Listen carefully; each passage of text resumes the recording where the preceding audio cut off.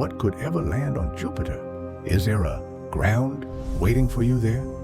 Long ago in our solar system series, we explained that for gas giants, including Uranus, Neptune, and these so-called ice giants, the term gas giant doesn't simply mean the planet is made entirely of gas. Almost every planet, no matter what kind, has some sort of solid core deep inside.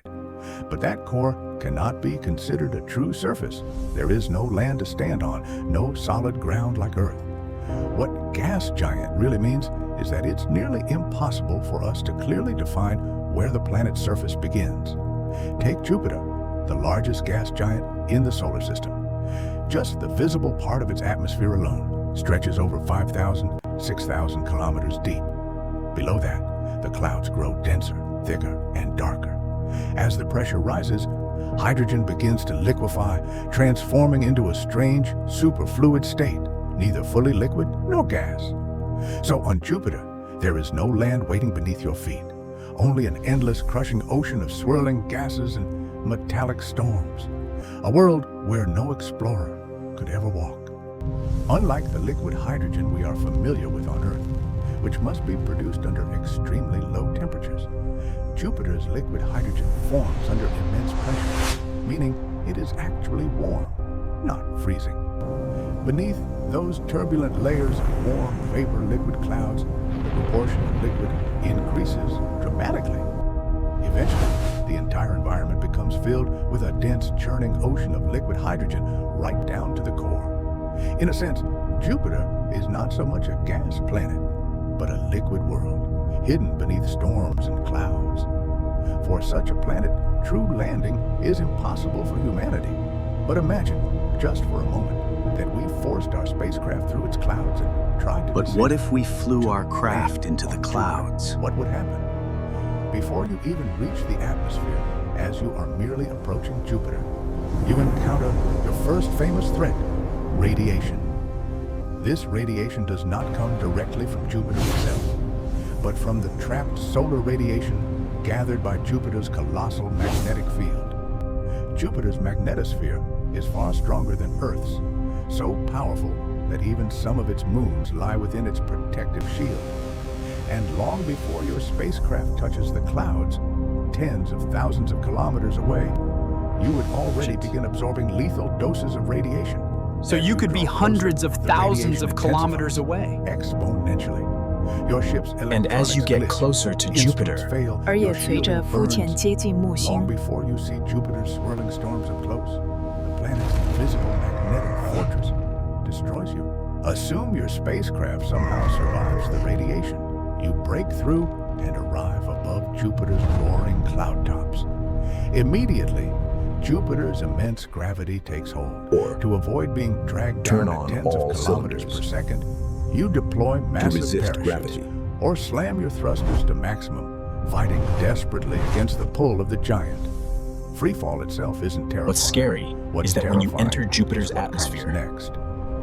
As you plunge into Jupiter's atmosphere, the dense gases slam into your hull, slowing you violently. The air ahead compresses so fast it heats to tens of thousands of degrees, turning your ship into a blazing meteor streaking through a storm-torn sky. Your spacecraft, armored with exotic heat shields, may endure the inferno, but you will face a different killer, G-force. At peak deceleration, you could experience up to 230 Gs, the equivalent of jumping from a skyscraper onto concrete. No human body survives that. So let's assume your ship provides continuous upward thrust, easing your descent in a controlled, painfully slow drop through the clouds. Gradually, you reach a layer where the pressure equals one Earth atmosphere. In a sense, you are now standing on Jupiter. Though your world is still suspended in clouds, surrounded by a lot of dense hydrogen. storms at around 100 degrees C, you descend deeper. The temperature rises, the pressure intensifies. The temperature is Crystals about begin 100 forming degrees around below you in zero. a thickening mist, and then the winds arrive. Hurricane-scale gusts scream past 200 meters per second, pelting at not with ice crystals, but with bullets of frozen death. A a true storm of projectiles. But armed with futuristic technology, you push on. The air grows heavier, thicker, almost like a fluid. Your engines strain, then ease. The atmosphere itself now bears your weight. You throttle down, sinking slowly into a crushing ocean. So you of gradually gas lower and the pressure, engine output. deeper into a world where no human was ever meant to go. Slowly, you notice the clouds around you are no longer clouds at all. But becomes slimy fluid. Turning into a sticky, viscous fluid. Your spacecraft now feels less like a spaceship and more like a submarine, sinking through an endless sea of dense, gelatinous atmosphere. As you descend, the fluid grows thicker, heavier, more resistant. Eventually, even with your engines completely shut It's down, just you no longer foam. You float, floating here. suspended in place. The surrounding medium now matches the density of your ship. To go deeper, you must reverse thrust and dive, forcing your way downward. The farther you go, the hotter and wetter the environment becomes, soon rising into the tens of thousands of degrees. And the pressure terrifying. The deepest depths of Earth's oceans reach roughly 1,000 atmospheres. Here, the pressure climbs to 2 million atmospheres. Under such extreme heat and crushing force, hydrogen atoms can no longer hold on to their electrons. Their electrons break free, drifting as charged particles, leaving behind positively charged protons. And those This electrons is that are property bound in we the normally atom associate now with escape metals. and become free And electrons. So this phase of hydrogen is known as metallic hydrogen. The idea of metallic hydrogen was first proposed in 1935. Yet the conditions required to produce it are so extreme that it was only recently created in the lab, in minuscule amounts, at unimaginable effort. But here, inside Jupiter, metallic hydrogen exists in advanced oceans, naturally and abundantly.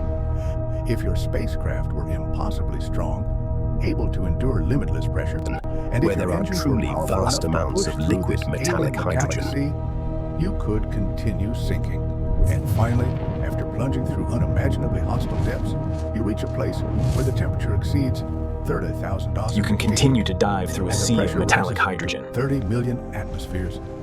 Here, at last, you touch solid ground. This is Jupiter's core, a realm of impossible heat and crushing density, a forbidden land where no human will ever stand, yet one you have now reached at the very heart of a gas giant. Jupiter's core is believed to be composed of a dense mixture of elements, with a mass somewhere between 12 and 45 Earths. But beyond these estimates, much about the core remains a mystery. So here, let this be the end of our imagined descent. Everything you've just witnessed exists only in our minds. The true picture may not be Reality known for the truly looks foreseeable like. future. We may not know for a very long time. Humans We can get did the not rover set to give it a foot try. there. But what if we send machines in our place? In fact, we already tried. A probe actually In crashed into Jupiter Lieutenant under Commander human 5. control. Under human command, a probe really did plunge into Jupiter. On October 18, 1989, NASA's Galileo spacecraft was launched aboard the space shuttle Atlantis, bound for Jupiter. 6 years later, Galileo entered Jovian orbit and began circling the giant. Galileo Then, released on a December probe 7th, designed to probe Jupiter's 1995, atmosphere. It released an As the atmospheric probe plunged into Jupiter's clouds, designed to dive into Jupiter's clouds. As the probe fell through the atmosphere, it encountered its first trial.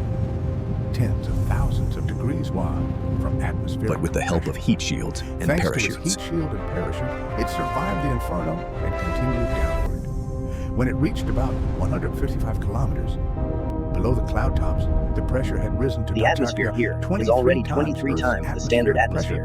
And the temperature to 153. Your school bonus. At that point, the probes transmitted. So after nearly an failed. hour of data collection, After transmitting nearly 1 hour of data, we lost contact. We know only one thing for certain: the probe kept falling. Soon, it would have been crushed, vaporized, and eventually absorbed into Jupiter itself. In và cuối cùng trở thành một 2003, phần của sao Mộc, to avoid and eventually becomes contaminating part of Europa, Jupiter.